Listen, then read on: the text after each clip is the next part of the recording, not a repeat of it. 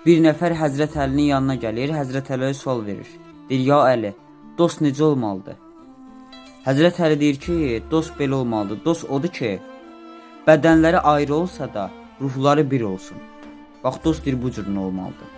Və deyir, hər insana da dost deməməlidir. İnsan dost olanda fikir verməlidir, kimlə dost olur. Dost var, insanı cənnətə aparar.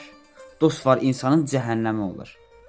Elə dostlar var ki, qiyamət günü deyərsən ki, mən niyə bununla dost oldum? Elə onunla dostluğumun üzündən mən cəhənnəmə düşdüm. Amma dost var ki, qiyamət günü deyərsən ki, elə yaxşı ki, bununla dost olmuşam. Cənnətə gedərsən. Elə dostlarla dost olun ki, sizi Allaha xatırlatsın. Yəni, sizə Allaha xatırlatsın.